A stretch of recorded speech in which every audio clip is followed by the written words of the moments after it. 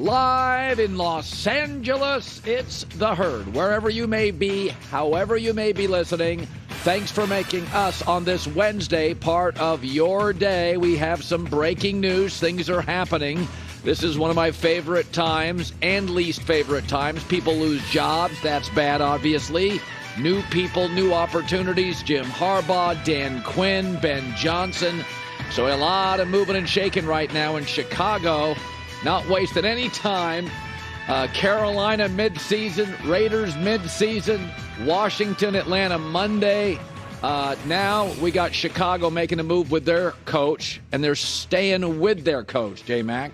I think this is a great opportunity for an offensive coordinator, right? Eberflus doesn't have any power there, and you got a star quarterback coming from the draft. This is a great job opening, Colin. All right, the Bears have decided the coach for now is staying, Matt Eberflus. He's going to return. They fired the OC. They fired the quarterback coach. Chicago does not do offense well. Historically, they can be pretty good defensively, and the Bears' defense did play well down the stretch. I'd move on from both, but if I have to keep one, probably be the coach because coaches don't have salary caps, right? So what does that mean for Justin Fields? Well, it doesn't mean anything necessarily. Doesn't mean Eberflus loves him. It means Eberflus was given a choice. You're fired or clean out your offensive staff. My guess, he gets one more year, but it'll be with Caleb Williams. With almost any other NFL franchise, I could, with a high degree of certainty, predict what's going to happen over the next few months, but I can't with the Chicago Bears. They butcher offense. They butcher quarterbacks. They can't get anything right. Caleb Williams, think about it in the simplest terms. If Caleb Williams is not better than Justin Fields at all, and he is, but if he's not, in fact, if Caleb Williams in his first 38 starts goes 10-28 like Justin Fields, misses 11 games due to injuries like Justin Fields, finishes last place like Justin Fields, if he's not one iota better, you still obviously draft him to restart the salary clock. It's a no-brainer for everybody in the world not called the Chicago Bears. And Caleb Williams, according to every scout I know, is a much better prospect, a much, much better thrower of the football. With USC's middling talent, they led the nation the last 2 years in offense. They don't have Ohio State's offensive talent. They don't have Washington's or Oregon's. They have one good receiver last 2 years, Jordan Addison. He left this year. They still led the nation in offense with Caleb Williams. But if he wasn't better than Justin Fields at all, and if you could project he's going to go 10-28, you'd still draft him for the salary cap. Again, this is really easy for the next several months. Draft Caleb Williams, right? Trade Justin Fields, get a second-round pick, and then try to move down with a number 9 pick, though that's easier said than done. I'm not a big Eberflus fan. Wrong side of the ball, don't think he's great. But coaches don't have salary caps. Right? So I can give him one more year. I start giving Justin Fields, who misses games, who doesn't win, one more year. Now I got to make another decision, and next year's quarterback class is not as good as this year's, where you could have 2 or 3 stars. Caleb Williams, Drake May, Jaden Daniels. Who knows about Bo Nix, Michael Penix? So, listen, the Chicago Bears and offense go together like tuna fish and ice cream. Right? Like I like offense and I like the Bears, but I like tuna fish and I like ice cream. None go together. To really double down, triple down, quadruple down on this.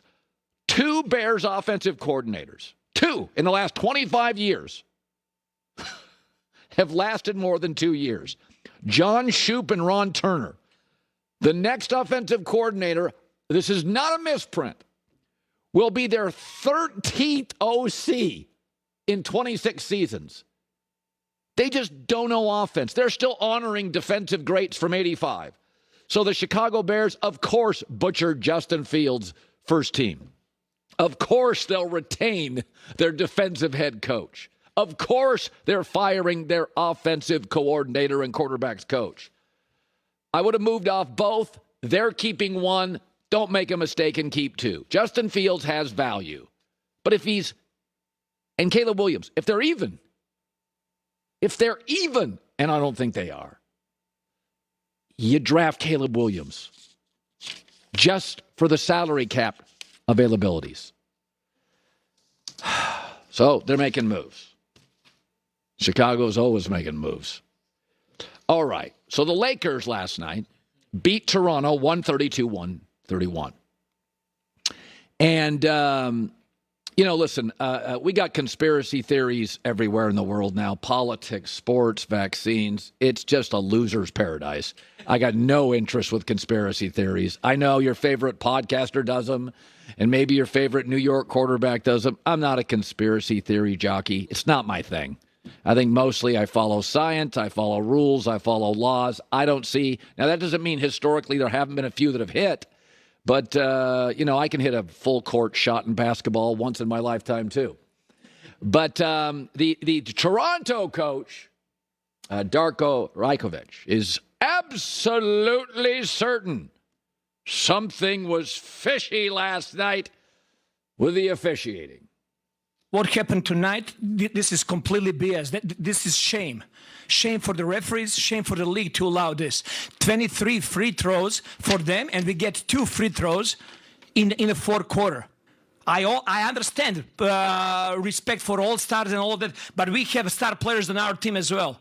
How's possible that Scotty Barnes, who is all-star caliber player in this league, he goes every single time to the rim with force and trying to get to the rim without flopping and not trying to get foul calls. He gets 2 free throws for the whole game. How's that possible? How are you going to explain that to me? They had to win tonight? If that's the case, just let us know so we don't show up for the game. Oh, boy. I'm going to pick this apart. Now, there was a late game charge. Anthony Davis flopped. I didn't love that call. It negates a three-pointer by the Raptors. I didn't like that call, but it's the NBA. Flops still work. They're trying to outlaw them. They still work. I didn't love this call. Boo-hoo. I didn't love every call Michigan-Washington. I didn't love every call in the NFL last weekend. It's pro sports. But let's dismantle this silly argument. 10 of the 11 Laker free throws in the fourth quarter were in the last 30 seconds as the Raptors had to foul. The Lakers also lead the NBA in free throw differential this year and last year. Why don't they foul?